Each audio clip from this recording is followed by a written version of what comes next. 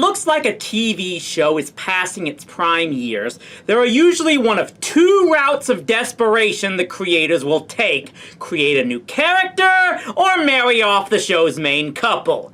So how bad does it get when a show does both in the same season? I've briefly talked before about how many TV shows, especially from the 1960s and 70s, gutted themselves by eventually having the two main characters finally hook up after years of the show being built around the romantic or sexual tension between the two. Two of my all-time favorite shows were wrecked by doing this, and the fact that both occurred at nearly the same time meant someone wasn't paying attention to how bad of an idea it was. But if there is admittedly one show where resolving the will they or won't they trope should have worked, it was Mork and Mindy. Because it really felt like over the course of that show's run, what started as a simple friendship between the two main characters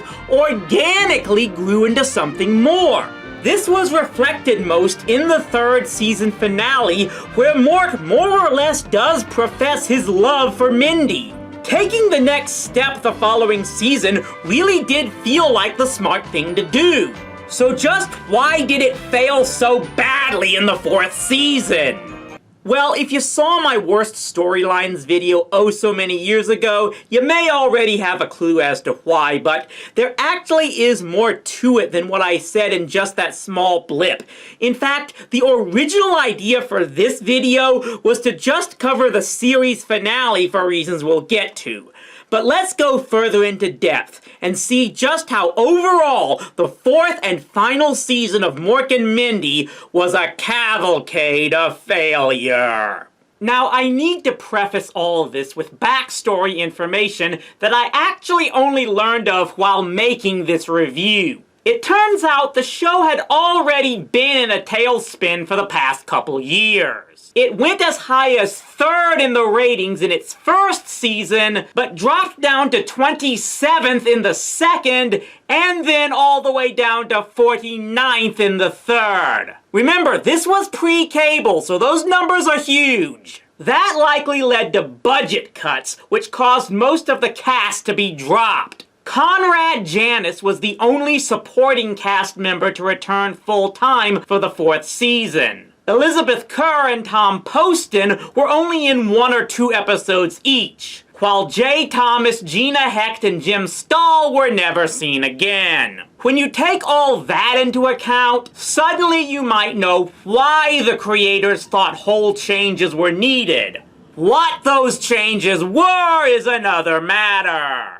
The season premiere jumps right into the deep end, with Mork popping the question to Mindy before the first act is even completed. Will you marry me? Min? Hon, don't check out without the baggage. Min? Wow, they're not going to drag out Mork's nerves for the entire episode? This show would never cut it in the 90s. Admittedly, this is mainly so Mindy can then hear it from her dad and grandma as to how unlikely marrying a space alien would actually work. He's aging backwards. You'll be on Medicare, he'll be on Pablum. And what about having a family? Oh, trust me, Grandma, that's not gonna be a problem! Of course, Mindy eventually says yes, and the elders learn to accept that the spaceman will officially become part of the family. But then there's the issue of Mork's boss, Orson. If you defy me, a hideous fate will befall you. For example? I will alter your molecular structure into a life form that will be more obedient. Yeah, Orson can just do that now. Though it is true that Orkans have been revealed to have at least 3 new abilities every season, so I won't dwell on that too much. I still love him, and I'm going through with this ceremony. You're going to marry a dog? No, I'm marrying Mork. And then, BAM! Mork shows up at the wedding as himself once again! So did Orson cave in and restore Mork himself? Do I even need to mention that it's never explained? Now, for what it's worth, the next episode is something I think a lot of viewers had been looking forward to. The two end up spending the honeymoon on Ork. Yes, we finally get to see Mork's home planet. And, you know, I just gotta laugh at how this is a planet of a supposedly vastly superior race than humans. And yet these sets are even cheaper than what we saw on Lost in Space.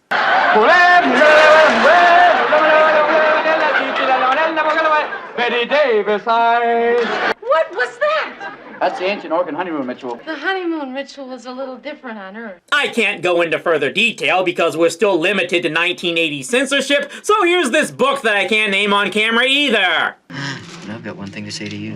Guess what? We never find out what happened to them there. And spoilers, that's not going to be the worst case of that in this season. Jokes aside, I'm actually kind of impressed how much they fast-tracked this storyline. We got the proposal, the wedding, and the honeymoon all in the first 3 episodes. Well, maybe now they'll dial it down, and we can get a few episodes of these two lovebirds getting accustomed to their new married life. Nope! Let's just jump right into them having a kid! Because, yep, that's what happens in the 4th episode, when it's revealed that Mork is pregnant and lays an egg. And by the time the episode is over, the egg grows to the size of a pterodactyl's and hatches to reveal Mr. Pike from It's a Mad, Mad, Mad, Mad World? It's a boy! It's a man! The baby is half orchid. That means he's aging backwards and he has 3 hearts. Okay, here's the deal. I can accept the idea that orcans are actually capable of natural reproduction and they just repressed it for so many years. I can even laugh at the idea that with orcans, it's the male who actually gives birth. What I take issue with is when they add in physiology traits that retcon established plot points of the show's own lore. The backwards aging trait was not originally part of orcan biology. It was an intentional byproduct of them being born in test tubes. This was clearly stated back in the 3rd season premiere. When you have got me nerd ranting this much over a sitcom about an alien creature who sits on his face, sleeps upside down, and drinks from his finger, you have found whole new ways to fail. But yeah, Mork and Mindy now have a son, played by Robin Williams' old friend Jonathan Winters, who of course they name Mirth.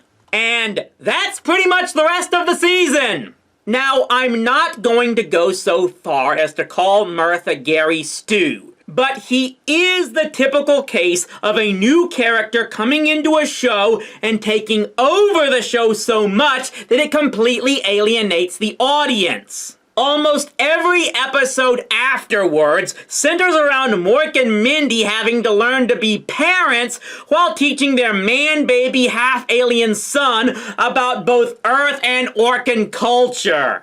Now, part of me kinda gets it. I suppose that after 3 years, continuing to have Mork be in situations where he doesn't understand Earth culture no longer makes sense.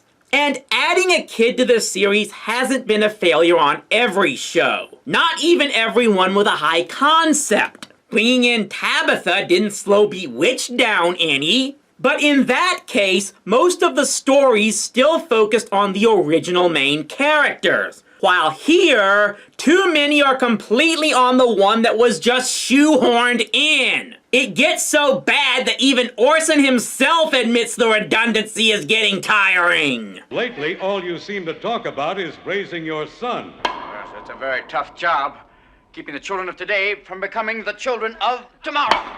The one good thing about it, for this review at least, is I can skip over most of the remaining episodes and go straight to the main reason I decided to make this video. A 3-parter that caused the show to have one of the most bat-insane endings, even for a show like this, that I have ever seen. One way or another, we'll get there.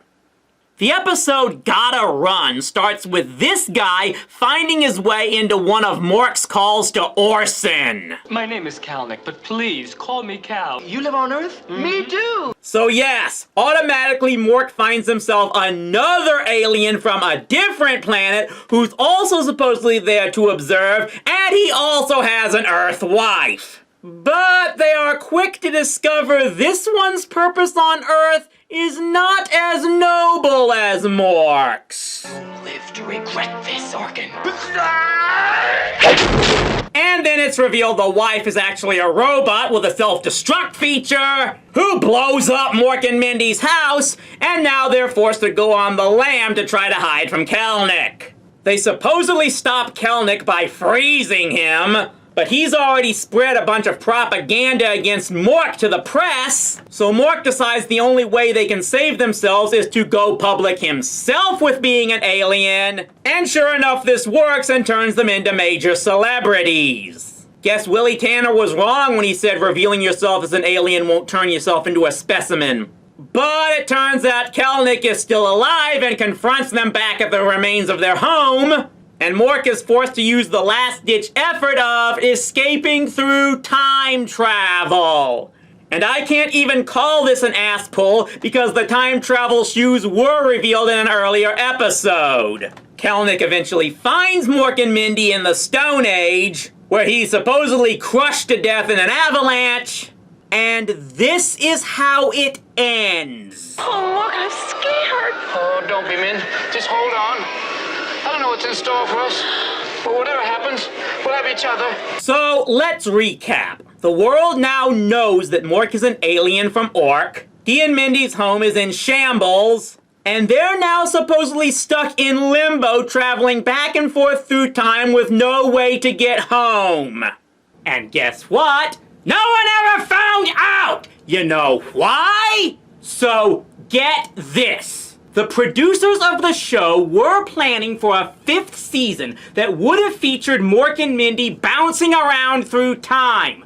No doubt ripping off the dropped secondary storyline that was going to be part of Galactica 1980. However, ABC told them there would be no 5th season, that the show was canceled after recording for all of the 4th season's episodes was finished. This drove the producers to change the episode order at the last moment. The actual final episode turned out to be The Mork Report, which was basically a clip show centered around Mork lobbying for an Orkin promotion. So, on one hand, the show was spared being subject to a 3rd one of the worst desperation moves for a TV show, but it resulted in one of the worst cases of a snapback in TV history, just to avoid the show ending on one of the worst unresolved cliffhangers ever. I mean, has that ever actually happened since? Man, if I had a nickel for every time an 80s sitcom about an alien creature ended on an unresolved cliffhanger, actually I wouldn't have 2 nickels. I'd have fucking 3! Looking back on this season was just sad because of how clear it was they were out of ideas. The original concept was so entertaining, but it was obviously past its shelf life after 3 seasons. And not even Robin Williams could save it by that point. And that may sadly be the case with many high-concept shows as they are mostly known by. A boring, generic idea like Seinfeld or Friends?